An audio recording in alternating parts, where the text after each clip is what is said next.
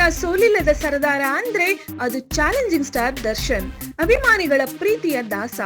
ಖ್ಯಾತ ಕಳನಟ ತೂಗುದೀಪ್ ಶ್ರೀನಿವಾಸ್ ಅವರ ಮಗನಾದ್ರೂ ಸ್ವಂತ ಪ್ರತಿಭೆಯಿಂದ ಈ ಮಟ್ಟಿಗೆ ಬೆಳೆದು ನಿಂತವರು.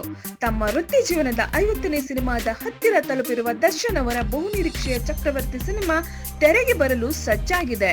ಸುಮಾರು 1.5 ದಶಕಗಳ ಕಾಲ ಕನ್ನಡ ಸಿನಿ ದುನಿಯಾವನ್ನು ಆಳಿದ ದರ್ಶನ್ ತಮ್ಮ 48ನೇ ಚಿತ್ರದಲ್ಲಿ ಚಕ್ರವರ್ತಿಯಾಗಿ ಮಿಂಚಲಿದ್ದಾರೆ. ಅಷ್ಟಕ್ಕೂ ದಾಸನ ಸಿನಿ ಪಯಣ ಪ್ರಾರಂಭವಾಗಿದ್ದು ಮಾತ್ರ ಸಿನಿಮಾದ ನಾಯಕನಾಗಿ ಅಲ್ಲ, ಅಥವಾ ಚಿಕ್ಕ ಪಾತ್ರದಲ್ಲೂ ಅಲ್ಲ ಅನ್ನುವುದು ವಿಶೇಷ. ತಮ್ಮ ತಂದೆಯವರಿಗೆ ಚಿತ್ರರಂಗದಲ್ಲಿ ದೊಡ್ಡ ಹೆಸರಿದ್ರೂ ಕೂಡ ದರ್ಶನ್ ಅವರು ಅದರ ಪ್ರಯೋಜನ ಪಡೆದುಕೊಳ್ಳಲಿಲ್ಲ.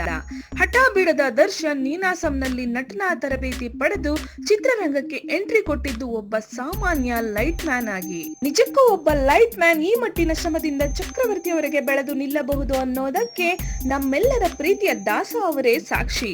ಅಂತೂ ಲೈಟ್ ಮ್ಯಾನ್ ಆಗಿ ಚಿತ್ರರಂಗಕ್ಕೆ ಬಂದ ದರ್ಶನ್ ಈಗ ಚಕ್ರವರ್ತಿಯಾಗಿ ಆಳುತ್ತಿರುವುದು ನೋಡಿದ್ರೆ ಇದು ದರ್ಶನ್ ಅವರ ಶ್ರಮಕ್ಕೆ ಹಿಡಿದ ಕೈಗನ್ನಡಿಯಂತಿದೆ. ಹೆಚ್ಚಿನ ಸಿನಿಮಾ ಮಾಹಿತಿಗಳಿಗಾಗಿ ಸಿನಿ ಸರ್ಕಲ್ ನ ಸಬ್ಸ್ಕ್ರೈಬ್ ಮಾಡಿ. Thank you.